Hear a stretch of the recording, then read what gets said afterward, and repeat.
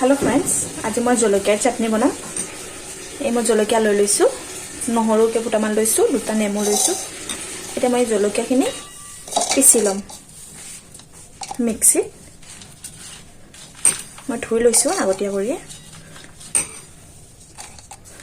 নহৰুখিনিও একেলগে আৰু নেমু দুটা ইয়াতে চেপি দি দিম। ৰসখিনি দি দিছো। এটো চাটনি আপুনি এসপ্তাহ মান ৰাখিব পাৰিব। ঠাণ্ডা দিনতো খাই ভালে লাগে।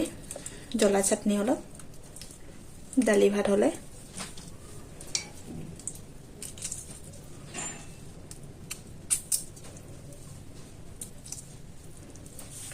এতিয়া মই এখিনি গ্ৰাইন্ড কৰি লম।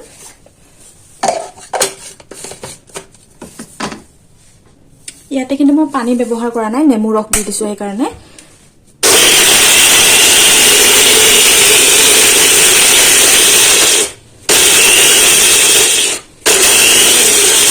চলাব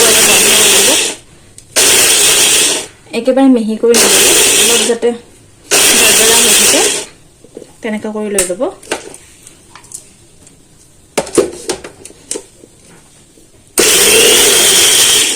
খিনি হ'ল মই পিছি ললো। এতিয়া মই এইখিনি এটা বাটিত উলিয়াই লৈ ল'ম। দেখিছে নহয়, মই একেবাৰে মিহি কৰি লোৱা নাই, এনেকৈ থৈ দিছো। এতিয়া মই অলপ কৰি সৰিয়হ তেল গৰম কৰি ল'ম। 3 চামুচ মান হ'ব। ভালকে গৰম হ'ব দিম তেলখিনি ভালকে গৰম হৈ গ'ল। এতিয়া মই অলপকে জিৰা দি দিছো।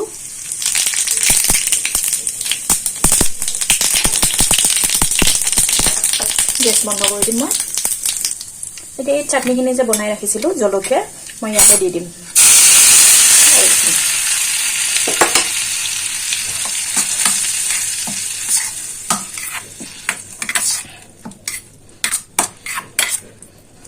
দেখিছে নহয়, ইয়াতে মই ঢালি দিলো। এইখিনি চাটনি আপুনি এতিয়া দালি ভাতৰ লগত বহুতে টেষ্টি লাগে। দালি ভাত ভাজি এখন হলে অলপমান চাটনি লৈ লওক। ঠাণ্ডাৰ দিনত আমাৰ ৰেডি হৈ গ'ল। 5 মিনিটৰ ভিতৰতে চাটনি জলকীয়াৰ। এইখিনি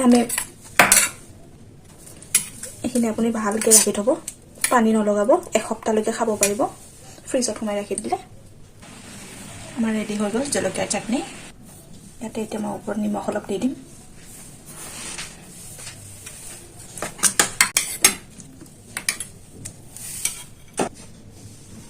আমাৰ ৰেডি হৈ গ'ল জলকীয়া চাটনি।